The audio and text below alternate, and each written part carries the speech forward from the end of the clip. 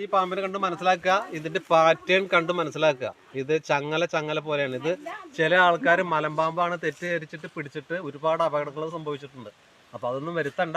ഇതേപോലെ വല്ലതും കണ്ടിട്ടുണ്ടെങ്കിൽ നല്ല റെസ്ക്യൂർമാരേനോ അല്ലെങ്കിൽ അതിന് വേണ്ടപ്പെട്ട ഫോറസ്റ്റിന്റെ ഉദ്യോഗസ്ഥന്മാരേനോ ഞങ്ങൾ വിളിക്കുക. രണ്ടാമത് ഇപ്പോൾ ഇണ ചേരുന്ന ടൈമാണ്. അതുകൊണ്ട് ഒന്നുക്ക് വീതം 3 എണ്ണമൊക്കെ ചിലപ്പോൾ കാണാൻ സാധ്യത കൂടുതലാണ്. നമ്മുടെ വീടിന്റെ പരിസരത്ത് യാതൊരു കാരണവശാലും ചപ്പ് ചവറുകൾ കൂട്ടിയിടാതിരിക്കുക. അതുപോലെ തന്നെ എലികൾ ഉണ്ടെങ്കിൽ അതിന് ഉന്മൂലനം ചെയ്യാൻ നോക്കുക. എലിയാണ് പ്രധാനം. എലി ഉണ്ടെങ്കിൽ അവിടെ പാമ്പ് വരും. ഇപ്പൊ വെള്ളിക്കെട്ടം എന്ന് പറഞ്ഞ സാധനത്തിന് പല്ലി, ചെറുപക്ഷികൾ ഇതൊക്കെയാണ് അവരുടെ ഭക്ഷണം. അതാണ് അണലി എന്ന് പറഞ്ഞ സാധനം. നിങ്ങൾ ചേനത്തണ്ടൻ, ചോരമണലി, തേക്കിലപ്പുള്ളി ഇതൊക്കെ പറയണൊക്കെ ഒരേ പാമ്പ് തന്നെയാണ്. ഈ മാസങ്ങളിലാണ് കൂടുതൽ ഇവർ ഇണ ചേരുന്നത്. അതുപോലെ 2 or 3 ഒക്കെ കാണാൻ സാധ്യത കൂടുതലാണ്. യാതൊരു കാരണവശാലും അടുത്തേക്ക് പോകാതിരിക്കുക. ചാടിക്കടിക്കും. ഇവർ കടിച്ചു കഴിഞ്ഞാൽ ഹീമോടോക്സ് ആണ് വിഷം. നമ്മുടെ രക്തം കട്ടയൊക്കെ ചെയ്യുക. ഈ കടിച്ച ഭാഗം യാതൊരു കാരണവശാലും ഉണങ്ങില്ല. അതുപോലെ തന്നെ മരണം 90% മരണം ഉറപ്പാണ്.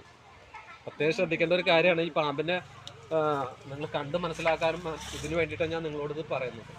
പിന്നെ ഒന്ന് മൂർഖനാണ്. അത് ന്യൂറോടോക്സിൻ വിഷമാണ്. നമ്മുടെ നാടിൻ ഞരമ്പുകളൊക്കെ സ്റ്റോപ്പ് ചെയ്യുക. ശ്വാസം മുട്ടിയിട്ടാണ് മരണപ്പെടുക. അതൊന്ന് ശ്രദ്ധിക്കുക. ഇപ്പോൾ പാമ്പിൻ്റെ സമയമാണ്. എല്ലാവരും പ്രത്യേക ജാഗരമായിട്ട് ഇരിക്കുക.